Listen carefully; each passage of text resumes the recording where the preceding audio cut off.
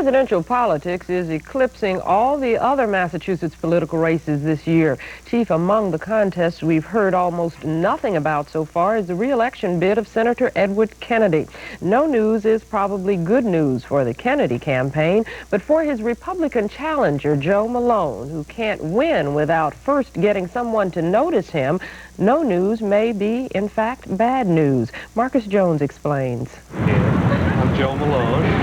Nice meeting you. Republican Joe Malone has a problem. He also has a deadline. Between now and November, he has to do at least 3 things: shake a lot of hands, raise a lot of money, and convince a lot of people he is a better candidate for the U.S. Senate than Democrat Edward Kennedy. I'd say right now about 40% of the electorate knows who Joe Malone is, and I need to at least double that over the next 4 months, and that's a doable proposition. You ever heard of Joe Malone before? No, not for today. Why do you think that is? I don't know. I don't know his history. I've never even seen him before. I'm not really up on politics in Boston.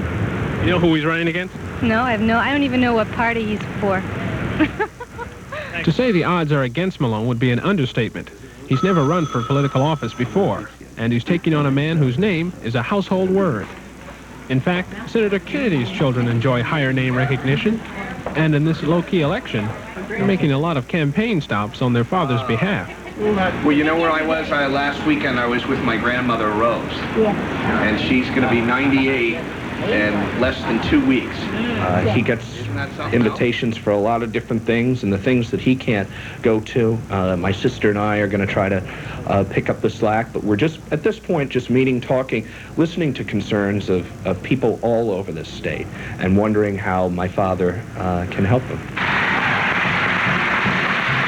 It would be easy to blame the lack of voter interest in the Senate race on Governor Dukakis's presidential run, but remember, this is a Kennedy we're talking about, and when the senator speaks, people listen. This is Wayne Woodley, the Boston Herald, Wayne, and I want to know whether you're going to put in a good word for me now with all the employees there, with the good news. Is there room down there? There's room down there. Are you going to be prepared to endorse Senator Kennedy now? We're ready to have you up there. This is reporting, Ted Kennedy reporting.